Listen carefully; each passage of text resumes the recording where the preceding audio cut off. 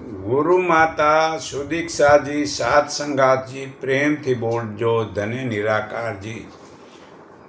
વધુ ટેન્શનની અસર શરીરમાં પડે છે, તેથી રોગનો ઉપાય કરો. તો પહેલું કે શરીર પર વધુ ટેન્શનની અસર, હૃદયના ધબકારા વધી જવા. બીજું, બ્લડ પ્રેશર વધી જવું.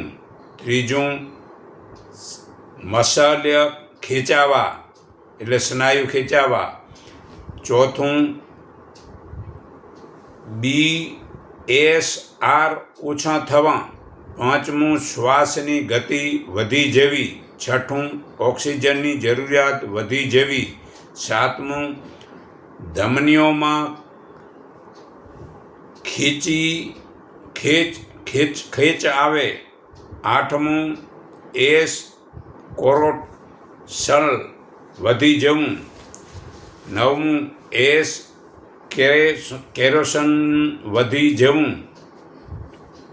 કોરોશન વધી જવું. અને 10મું, બ્લડ શુગર વધી જવું. 11મું, સેરમ કોલેસ્ટ્રોલ વધી જવું. 12મું, પેટમાં એસિડ વધી જવું. 13મું, લોહીના ગઠ્ઠા બની જવા. 14મું, મોંની લાળ સુકાઈ જવી. 15મું, ઉત્સવ તંત્રના સ્નાયુની મજબૂતાઈ ઘટી જવી. તો બીજું કે ટેન્શન સંબંધી રોગો, એક, ઊંચું બ્લડ પ્રેશર થાય છે. બીજું, ઇન્જોયના છાતીનો દુખાવો થાય છે. ત્રીજું, હાર્ટ એટેક થાય છે. ચોથું, ટેન્શનથી માથાનો દુખાવો વધી જાય છે. પાંચમું, આધા સીસી અડધું માથું દુખે છે. પાંચમું, પીઠ દર્દ કરે છે. સાતમું, ખંભાનો દુખાવો થાય છે. આઠમું, સ્પોન્ડિલિટિસ આજે આ ગળું કહેવાય એનો દુખાવો થાય છે. નવમું, હૃદયના ધબકારા વધી જાય છે. 10મું, એલર્જી થાય છે. 11મું, થાક લાગવો કે સુસ્તી થાય છે. 13મું, ચીડિયો સ્વભાવ બની જાય છે. 14મું, કારણ વિના ભય લાગે છે. 15મું, અનિદ્રા ઊંઘ ન આવવી. અને 16મું, હતાશા એટલે કે ડિપ્રેશન થવું. 17મું, ઇરિટેબલ બોવેલ સિન્ડ્રોમ. 18મું, પેપ્ટિક અલ્સર. અને 19મું, સ્ત્રીઓને માસિક ધર્મ પહેલાં બેચેની થવી. તો શું તમે આ ઉપરના 19 પ્રકારના મુદ્દામાંથી એક પણ બીમારીથી દુઃખી છો? તો તમને મટાડવાનો ઉપાય કરો. 3 છે, વધુ ટેન્શન ઓછું કરવું, બહાર ફરવા ઓછું જવું, અંદરથી ખરાબ ના વિચારનું સારું વિચારવું, ખરાબ ન વિચારવું. બીજું કે ટેન્શન જલ્દી છોડવું જોઈએ. ત્રીજું કે ટેન્શનની વ્યવસ્થાપન કરવી. બહારની ટેન્શન ભ્રષ્ટાચારીથી આવે છે. ટ્રેન મોડી પડવી, ઉપરી બોસ, પરિવારનો આક્રમણ, સભ્ય ઘણી જ ભીડ, ટ્રાફિક જામ વગેરેથી ટેન્શન થાય છે. તે બહારથી ટેન્શન આપનારા કારણો ખરેખર આપને તકલીફ દે છે. તો આપણે બહારના ટેન્શનને ઓછા કરવા માટે શું કરવું જોઈએ તે જાણો. બહારના ટેન્શન ઓછા કરવામાં પહેલું કે એક, ઉચ્ચ પ્રકારની અવાસ્તવિક આકાંક્ષાઓ છોડી દેવી. પતિ પત્નીની અભિરુચિમાં અંતર. ત્રીજું, પરિવારના સભ્યો સાથે સંકલ્પની કમી. ચોથું, હાલની આર્થિક સ્થિતિ. પાંચમું, જુદું મૂલ્ય અને પ્રાથમિકતા. છઠ્ઠું, સુવાની અલગ લઢણ ધબકો. સાતમું, ખૂબસૂરત કે બદમુસ પત્ની. 8મું કામ કરવાની બાબતમાં મતભેદ. 9મું વધુ પડતી વાતો કરનાર જીવન સાથી. 10મું વૃક્ષ સ્વભાવનો જીવન સાથી. 11મું કુટુંબમાં બીમારી. 12મું વધુ પડતી મહેનતની આવન જાવન. 13મું બેવફાઈ. 14મું સગાવાલાની નાસમજ ખોટી માંગણીઓ. ને 15મું ખરાબ પાડોશી. પછી વ્યવસાયિક થી ટેન્શન વધે છે. તો સાંભળો. એક તો નવી કુશળતાની માંગ, પરિવર્તન. બીજું ખરાબ રીતે વાત કરનાર ઉપરી, ભલે મા બાપો કે ગમે તે. ત્રીજું સાથ ના આપનાર સહકર્મચારીઓ. ચોથું હાથ નીચે કામ કરનારની અયોગ્યતા, માને નહીં, જે કોઈ નાનકડા હોય તે શીખવાવાળા. 5મું ખરાબ પ્રસંગ. 6મું તણાવ એટલે કે ટેન્શન. 7મું કામ કરવાની સમય મર્યાદા. 8મું કામને સમય છોડી દેવાના, કોઈ બી બહાના બતાવવા કે મારે આ કામ છે ને એમ કામ કરીને કામ કરવાનું ભાવના જ ન રાખવાની. 9મું કામ કરવાના વાતાવરણ પર નિયંત્રણની કમી. 10મું ઉપર કે નીચેના કામ કરનારની ફીડબેકની કમી. 11મું અપૂરતો પુરસ્કાર, સાચી ઈમાનદારી નહીં. 12 સમય અને કામને વધુ પડતો બોજો. 13મું અસ્પષ્ટ અધિકાર. 14મું કામ કરવાના ઘણા જ કલાકો. ને 15મું રજાઓ ન મેળવી. તો ખરેખર રાજનૈતિક માટે પહેલું કે અસ્થિર રાજનીતિ પરિસ્થિતિ. બીજું કે ભ્રષ્ટાચાર પ્રધાન સંસદ સભ્યો. ત્રીજું ભ્રષ્ટ કે અસહયોગી અધિકારી. ચોથું નેતૃત્વની કમી. 5મું આપ ખુદ અમલદાર શાહી. 6મું હડતાલો. 7મું આંતરરાષ્ટ્રીય ટેન્શન. 8મું પૂર્ણ થયેલા વાયદાઓ. 9મું મીડિયાનું ગલત કવરેજ. 10મું ઔદ્યોગિક નીતિ. 11મું ધર્મનું રાજનીતિકરણ. 12મું વારવાર થતા હિંસક દેખાવો. 13મું અયોગ્ય પ્રધાનમંત્રી. 14મું રાજનીતિમાં અપરાધી વધી જવા. 15મું ભ્રષ્ટ ચૂંટણીઓ. આ ખરેખર આપણા શરીરમાં રાજનૈતિકના કારણે આ બધું શરીરમાં થાય છે. તો ખરેખર એને મટાડવા માટે પરમાત્માની સાચી શ્રદ્ધાવાળો ને દુઃખમાં પરમાત્માને ભૂલતો નથી. સારું કરનારની પરીક્ષા ઊંડા પાણીમાં જવાથી થાય છે. તો પાણી ઊંડું હોય તો એની પરીક્ષા લઈ શકાય. તેમ પરમાત્માની સાચી શ્રદ્ધા તેમના દુઃખના સમયમાં થાય છે. કારણ કે જ્ઞાની સમજે છે દુઃખ તો મેં મારી ભૂલોના કારણે થયું છે, તો તે મારે ભોગવવું પડે. પરંતુ પરમાત્માની શ્રદ્ધાને મારે ભૂલી જવું તે બરાબર હું કરતો નથી. બીજું કે પહેલાં મને જે પસંદ હતું, મને જે ગમતું હતું તેને હું યાદ કરતો હતો. હવે તો મને સદગુરુ વડે તે પરમાત્માનું જ્ઞાન મળ્યું છે. તો પછી તે મારી સારી વસ્તુ પરમાત્મા છોડી અને હું બીજાને કેમ સારું સમજું. ત્રીજું કે તો મારો રોગ હોય કે બીજાના રોગી લોકોથી આપણે દૂર રહીએ છીએ તો પછી છતાં ભોગી લોકોની સાથે શા માટે રહેવું, તેનાથી પણ દૂર રહેવું. ચોથું, તેવા લોકો જીવનમાં દુઃખ ભોગવે છે.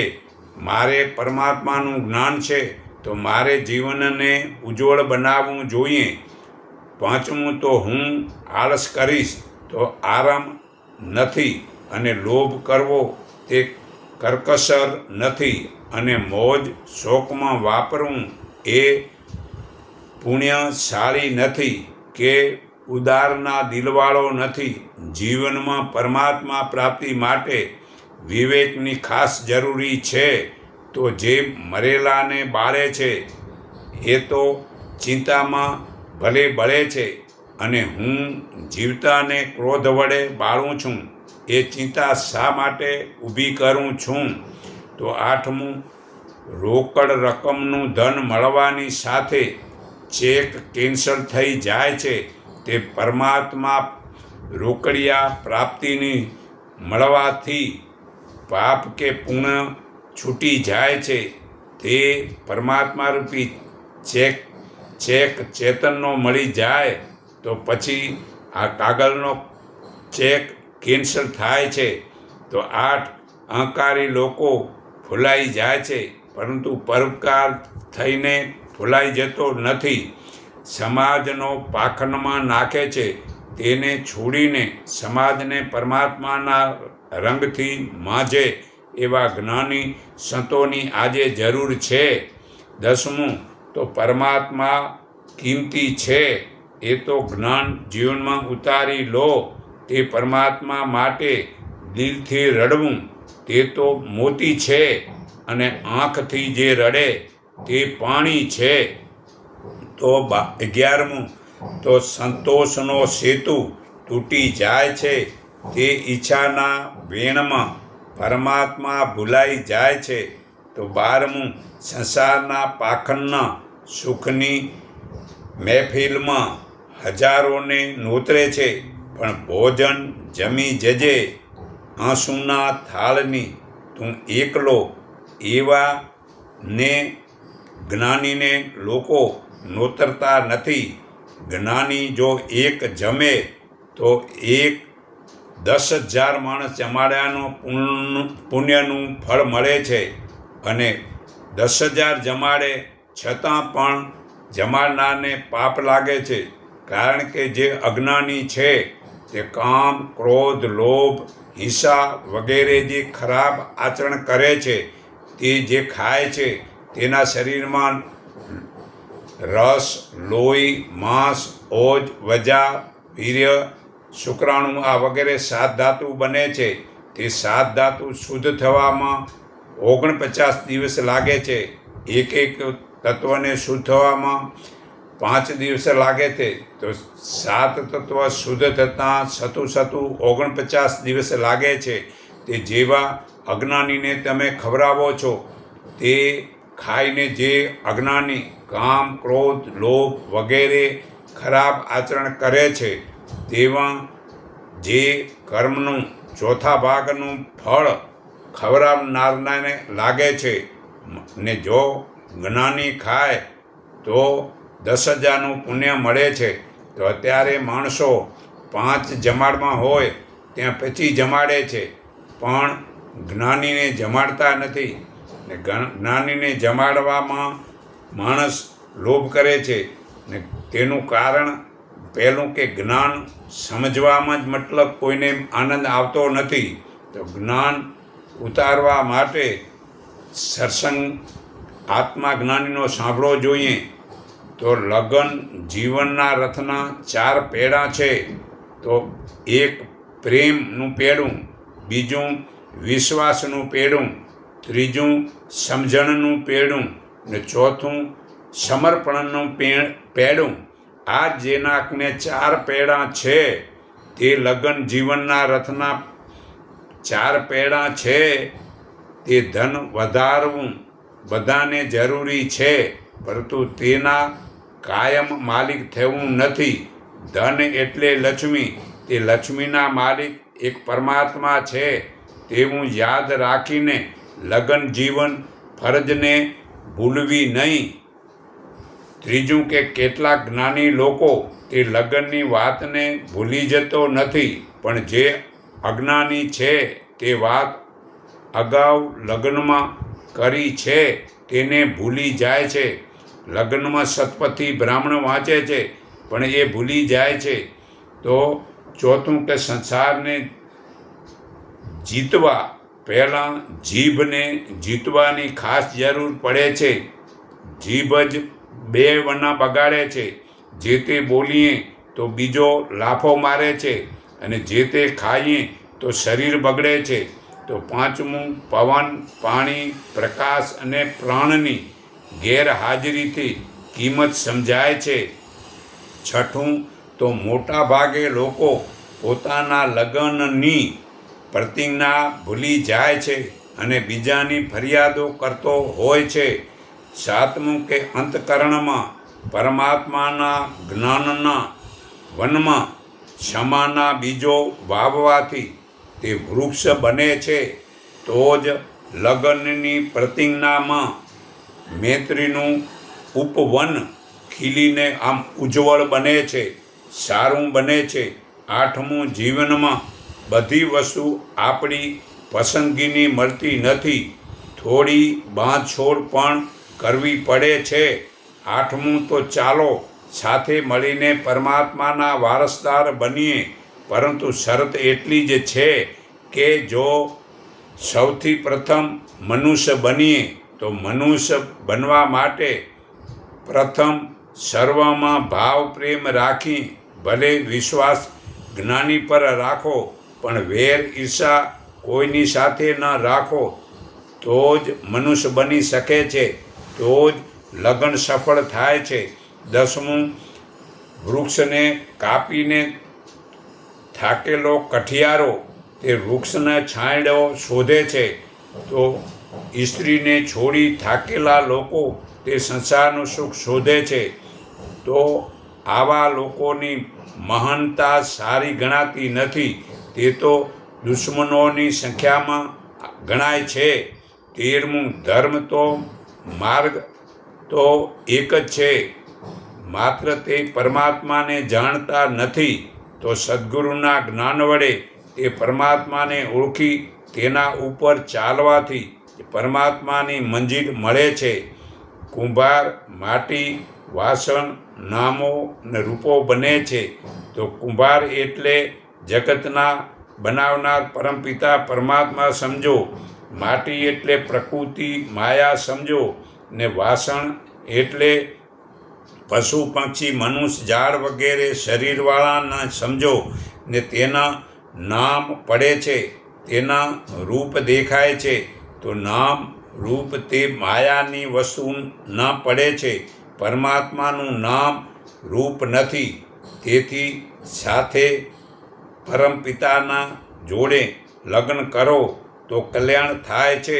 તો સર્વેના હૃદયમાં રહેલ પરમપિતા પરમાત્માને હું મારા હૃદય ભાવથી નમન કરું છું. એકને ઓળખો, એકને માનો, એક સંગઠિત થાવ, એટલું કહી હું મારી વાણી વિરામું છું.